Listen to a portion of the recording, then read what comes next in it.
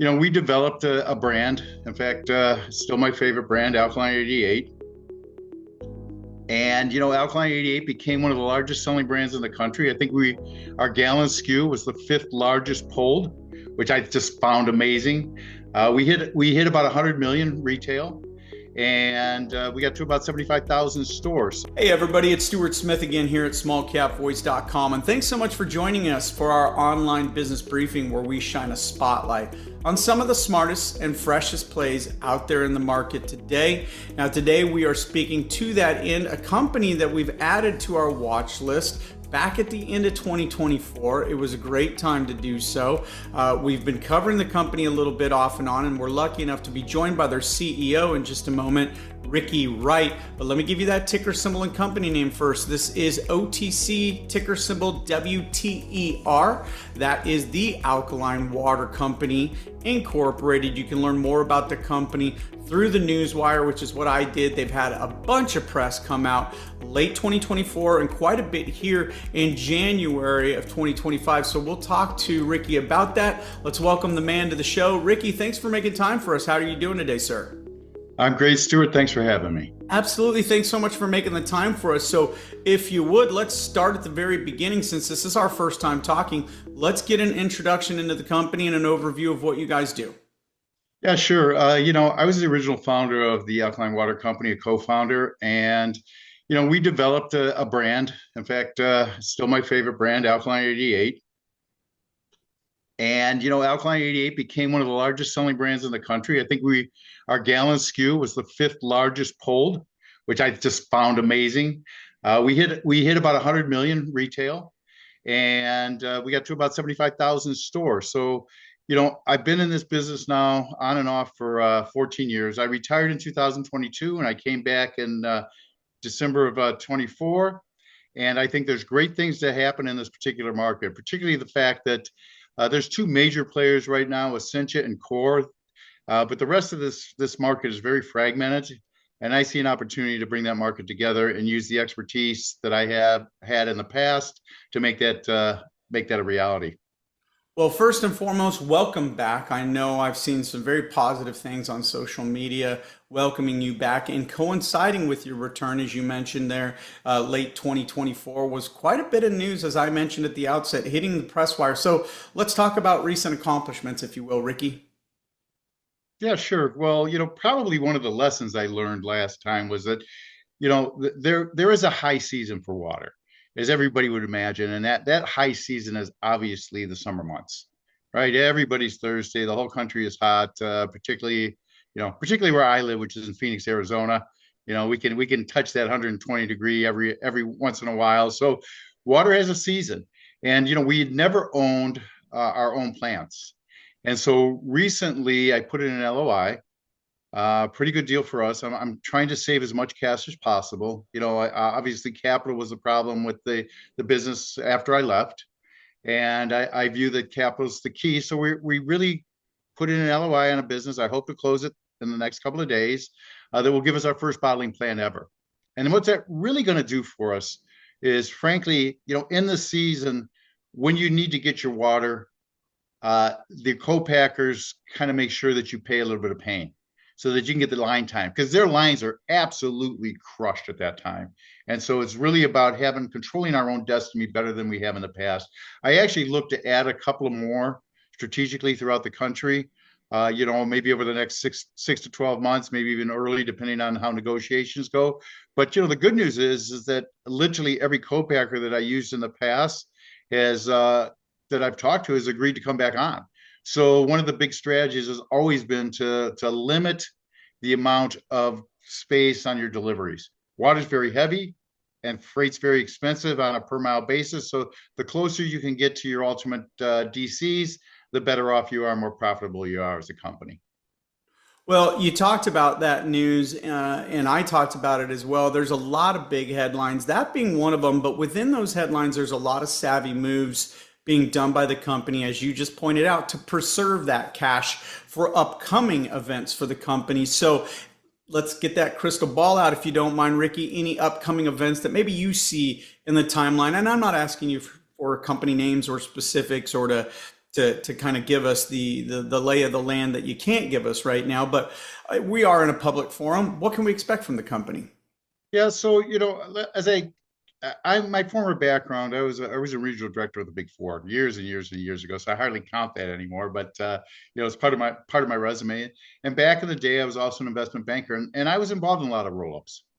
And so I see this as an opportunity within this segment, particularly the alkaline segment, which is still $1 billion. So it's not little. When I started, it was about 50 million. And so, you see the growth there. It's still an exciting category. It still has a lot of legs. I just see some opportunities for some of these smaller $5, $10 million brands that don't have the technology, don't have the know-how to build a national brand, to be able to go on in and cut some deals with them to bring their brands under our wing. I'm currently in conversation with a few of them, and hopefully in the next 3 months, I'll have some big announcements on those fronts. Well, Ricky, at the outset, again, you talked a little bit about your market strategy because you pointed out that this is an incredibly fragmented marketplace. And you just brought up your background within the roll-up side of things. So, Ricky, let's talk a little bit about the distinct growth opportunities you have within the pH-enhanced purified water and the naturally alkaline springs. You talked about it being a fragmented space. How do you plan to capitalize on this fragmentation? Well, there's only one guy that really matters in any consumer goods product, and that is the category buyer. And one of our strengths was getting on shelves that nobody else could get on. You got to remember, unless you're on Kroger shelves, you're never going to sell it at Kroger. Unless you're on a Sprouts shelf, you're never going to sell it at Sprouts or a Whole Foods store. So, we are a CPG product. And so, I think our strength is that, we performed when others didn't, particularly in the COVID era. We were the number one supplier for some huge names. I mean, Walmart was one of them. KeHE was another, that we were able to bring water to them when nobody else could. And a lot of that had to do just the way that we run our business, the foresights we have sometimes that others don't. And I think that we can bring that strength to other brands that just will never have the capital because they're not publicly traded. They're mom and pops. And two, they never had the ability to meet with the right guy and convince that guy that there was a space for them on their shelves. And that, it all comes down to when you pull through in the Nielsen ratings and you show that growth and pull through, the category buyer is not going to get rid of you. You'll always have a place on those shelves. Well, that's a great point. And you talked about the leverage that you'll have in negotiating with these mom and pops, being that you're a public company and that you've had that shelf space in the past, but sometimes building that shelf space back can be tougher than the original penetration of that market. So how are you approaching the rebuilding of your distribution network, and what progress have you made with the ones you just mentioned, such as Kroger, some of the other suppliers as well, and the distributors? From your last time around, I'm sure your name brings a lot of cachet with it, but you've got to rebuild a little bit, I would assume. Yeah, no, it's been an interesting rebuild. That was a great question, by the way, Stuart. We are, we've got meetings scheduled. That's all I will say, or had meetings, and that's all I'll say with respect to. I don't want to jinx ourselves with respect to major accounts, obviously. But we've been blessed enough that the brand still has market relevance. We really do. It's an interesting thing that people still talk about Alkaline 88. When we go into a buyer, our numbers, and I'll just give you an example, but one of the largest retailers in the world replaced us after we went out of market for a little bit here. And we sold 9 times more than their replacement product. So just to give you an opportunity, an understanding of how much power this brand had. And it comes back to, I think, not only the simplicity of what we had in our ingredients, we're just purified water and pink Himalayan rock salt, where the rest of these guys are adding baking soda and a whole bunch of other stuff to get their pH up. But I also think that, I was a former restaurateur, and, you deal with taste profile. I used to always say that, I can serve you a expensive meal. I can kind of give you a lousy service, but if my food's great, it tastes great, you're coming back in. I mean, think of every French restaurant you ever went to, right? That's you're not always getting the best service, but man, when you sit down and you put that food in your mouth, you're enjoying it. And I think that is what happened with Deliciously Smooth Alkaline. And that's kind of one of our secrets, not only with Alkaline 88, but it is also with some of these other brands that we're looking at. We have to have that same kind of cachet. We have to see the numbers moved off of Nielsen before we really want to talk to them. Well, let's change gears a little bit, Ricky. So let's talk a little bit about the financial position of the company and the capital markets that you operate in, sort of the front-facing public company side of things. And I keep bringing up the fact that the newswire is full of some gems, and this is in your newswire. So you've been working on your reporting status. You brought on board members to check some of the boxes that you need for this uplisting. Can you kind of share your current focus as the CEO regarding the financial reporting and the steps you've been taking to strengthen the company's current market position? Yeah, I mean, we obviously are doing a little bit in the marketplace. I mean, your company is one of those steps. Okay, we look to hire some additional. We just had a nice article by another individual this week, which was wonderful to see, and he's picked us as a kind of a diamond in the rough. So that's that. I don't want to plug for somebody else here, but that was kind of nice to see. And then the other thing has to do with the fact that we are looking to get fully reporting by June and get back to SEC compliant. And that's about all I can say on that. But that is our kind of stated deadline with respect to the company. And if we can get it done sooner, obviously we will. We're a fiscal year end, and so it's a March 31st. And so at the end of this year end, if we can button up quick enough, which we are really working hard to make sure we can, already, sending work papers over, et cetera. I think that, maybe we can beat that deadline, and maybe it's, mid-May versus June. Well, very good. And before I get to your next question, right over here over my shoulder, you can see that article that Ricky was just referring to. It is available on the company's social media. And Ricky, we play nice with others. So as long as it's good for you, our client, it's good for us. So never worry about plugging anything here at smallcapvoice.com. Like I said, we play nice in the sandbox. So looking ahead, do you kind of have aspirations? I mean, I know there was a talk previously in your first tenure about getting this company listed on the NASDAQ. Is that still an ultimate goal? And what would that path look like for the company right now as it stands? Yeah, so one of the driving forces is obviously getting back to SEC compliant and be a fully reported company. And because of that, once that occurs, I think that we will check most of the boxes, if not all the boxes, for a NASDAQ uplist. There's always a timing issue. There's a lot of boxes you got to check to get there. I've done it once. I've rang the bell a couple of 5 years ago, and so with Alkaline 88 or the Alkaline Water Company. So that picture is actually my background here.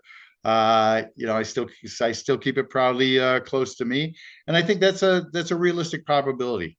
There's no guarantees in anything because you're dealing with regulators, but I do think that based on the current administration, that the path might be a little easier than it might have been just 3 to 5 months ago. Well, then, Ricky, let's talk a little bit about milestones, benchmarks from an operational and financial standpoint, from a macro view of the fundamentals of the company. What would you like to see the company achieve here in 2025? Realistically, I'd like to see us go. I'd like to see some of these acquisitions, at least, some sort of joint venture, if it's not an outright acquisition, occur. So that would be one of my benchmarks. So as you see that, we bring on other players alongside us in some form or fashion, whether that be co-packing in our plants or an actual relationship in terms of marketing. I don't know what that will look like. I'd like to see top line of 10 to 15. I think we can exceed that, but I think that's a safe number for fiscal 2026. Right. I think that's a number that will be achievable, if not far exceeded. And then, one of the big things that I think we made some mistakes in the past, and I'll be the first to admit it, is that, particularly after I left, we expanded rapidly into DSD. And there are places for GSDs in the network. I mean, they're very, very essential when you want to get into to the convenience stores in certain markets. I mean, you can't do it without them. Okay. But I think we mispriced some of our product, which allowed for losses, so it's the old saying, I once worked with a guy that every razor he sold to Gillette, he lost a 0.001 cent, and he couldn't understand why he was going going under, right? And I think we made some pricing mistakes, and we have corrected those this time around. Our pricing is much better. We'll have much better margins, particularly out of our own plant when that deal closes. And any other plants we operate in. I do have some hungry co-packers.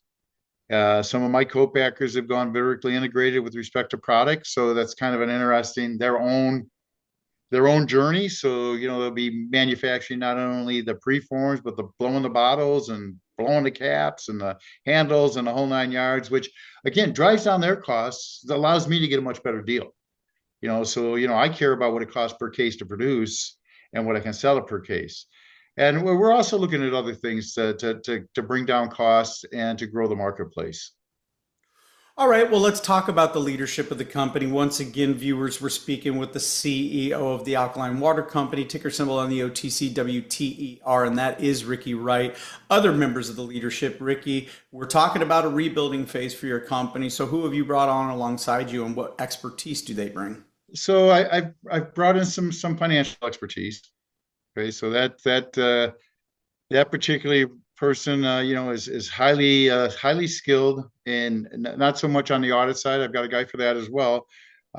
We've used event tests on some of that in the past, but this person is highly skilled in the EDI, which is electronic data interface with all the suppliers, and they'll be responsible for getting the bills out earlier than we used to. As soon as that thing hits, we're billing. So again, cash flow is going to increase. We did bring on 2 new board members. I really haven't worked with them much before. So it'll be interesting to see what business skills they bring. They were highly recommended to me by 2 people I trust. So we'll see what happens there. I'm still using some outside advisors that I've used in the past, that don't have an official position, but these guys worked with me. I highly respect them, either CPG or beverage industry. And then I brought in a whole new sales team.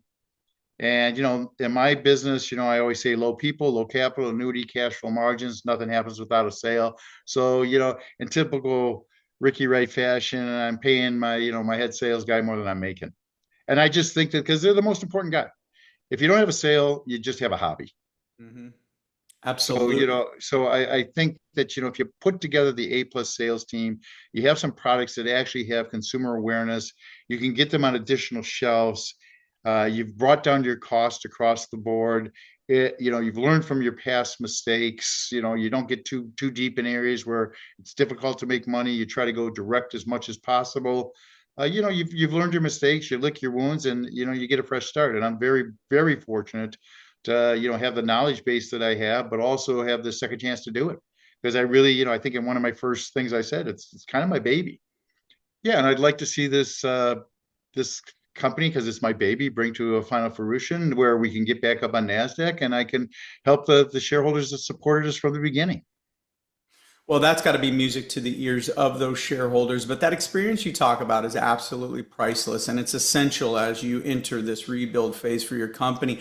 As you look upon the landscape that you're entering back into and that you've been immersed into the last 6 months already, how has the alkaline water market itself changed? Has there been an evolution within that market, and that expertise that you bring to the table? How is that going to impact your strategy in reclaiming this market share? Well, number one, it's only been 3 months, but I have been working my butt off. So, don't want to pretend I'm not far out on my skis yet. I have talked to some of the experts.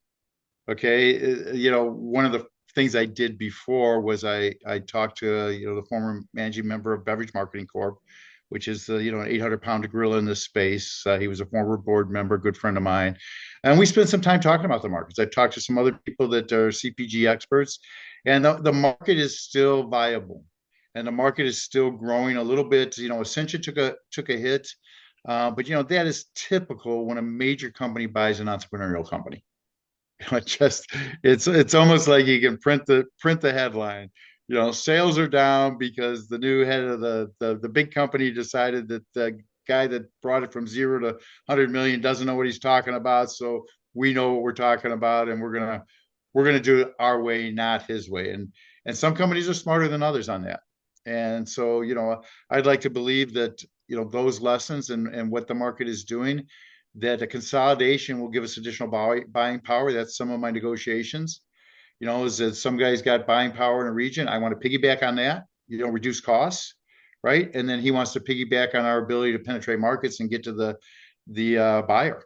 And so I think that's a good marriage made in heaven. And I think, ultimately, I say I'm in discussion with, I just thought of another. I'm in discussion with four different entities, right? Or five different total companies, and I see that as a way to get us to a number that far exceeds what I just gave you in terms of my projections. Well, talking about 2025 a lot, let's look beyond 2025 and let's look at the broader beverage industry. What are some of your goals for WTER, the Alkaline Water Company, in the You broader know, I'm broader? I'm, I'm sorry about that. Just Oh, stepping that's on you. okay. I'm And, always but a I'm always a big believer in trying to look around corners. I mean, Alkaline is a good example of that. I'd rather be a settler than a pioneer. I have invented a few things in my lifetime that people have made a lot of money on. I made my money, but they made way more than I did. And Alkaline's a good example of some of the look around corners. There was no alkaline water before us. They didn't even use the term. We created the phrase alkaline water. And in fact, one of our best days was to be marketed as alkaline water when Kroger copied us after about 2 years in the market, which I thought was kind of fun. That somebody else believes it's not high pH water. They think alkaline's a better name. And I see some trends, and I see some trends in cans. Okay, I see some trends in healthy beverage. I think RFK is really going to, again, spark the alkaline craze, continue that. But I think there's some other places in the country now that they're going to think about, okay, we need to be healthier. These category buyers are going to say, I think that this particular product, and there are some companies that are, I would say very early stage, but have a solid product that I've tasted and I've enjoyed. I've got some in my refrigerator, as a matter of fact. I'll have some conversations as early as this week with some of those people. And, I think there's some spots for us that we can use our marketing capabilities. I'd like to think eventually that we become more of a marketing company, maybe, Mhm, than just strictly a water company. mhm. And, maybe we say change our symbol someday. Even though I think we have a great one now, but maybe we'll be so diverse that I'm not going to do the same thing I last time. I'm not going to go to places that have not been developed. So anybody that's nervous on me doing steps over and going back into CBD or going into something else that has not been proven in the marketplace, I'm much more interested in being a seller this time. I'm pretty much done in my career of being a pioneer. I've got 18 grandkids that I want to enjoy. So, that being said, I'd like to make this, not a 10-year run like the last time. Well, good luck with that. 18. Wow, that's a lot of kids to keep happy, but what a blessing all of them must be to you. Well, Oh yeah, very, very blessed. let's wrap up this interview then. Let's, as it stands today, and you just pointed out, 3 months at the helm again, CEO. What do you want to convey to not only your existing shareholders, your past shareholders, but potential investors in your company? Why is now the right time to believe in not only WTER, but to believe in Ricky Wright? I think it's a pretty easy answer. That I have a team of people that work really, really hard, are experts. And that's, I think, the biggest point. This isn't the first rodeo for anybody on my team. We've all been in entrepreneurial ventures, which is, I say never hire a suit, right? I've been in a number of entrepreneurial ventures. I was blessed enough to retire in my 30s the first time, through one of them, and then got back into to doing more startups. But the two keys are that, I've got super, super motivated team. They understand that, you do everything you can to move this product forward 24 hours a day, to move this company forward. The other thing is that I think our margins will be better. And I think we'll reach cash flow positive, which I think is the place that Alkaline 88 was never able to do, was to hit that cash flow positive number. And, there's no guarantees, but I think everything I've put together this time leads me to believe that, we will be in the next year or so cash flow positive, and then we will just continue to build on that bottom line, which has to be exciting for anybody that looks at a company like ours Once you hit cash flow positive, once you have an EBITDA to price off of, then the suitors might come a running. Well, absolutely, and like you said, it's not all that a frequent of an occurrence on the microcap in the microcap space where you are firmly entrenched for now. But there's aspirations, as you pointed out, not only as we see the firm progress towards the OTC QB, but an uplist to the Nasdaq is potential and on the horizon for the company. Well, we're speaking with for the very first time Ricky Wright. He is the CEO of the Alkaline Water Company. We want you to engage with this company. Do so by leaving a comment for us here underneath this interview. Questions, hit that subscribe button. Visit the company on social media. Those links are available within their press releases. Reach out to us here at smallcapvoice.com. We'd love to get your feedback on this interview. Ricky, absolute pleasure meeting you and speaking with you for the very first time. I look forward to a strong series of interviews with you throughout 2025. Thank you, Stuart, and I'm sure we'll have plenty of news that we can talk about. All right, for Ricky Wright, this is Stuart Smith saying thanks so much for tuning in to smallcapvoice.com.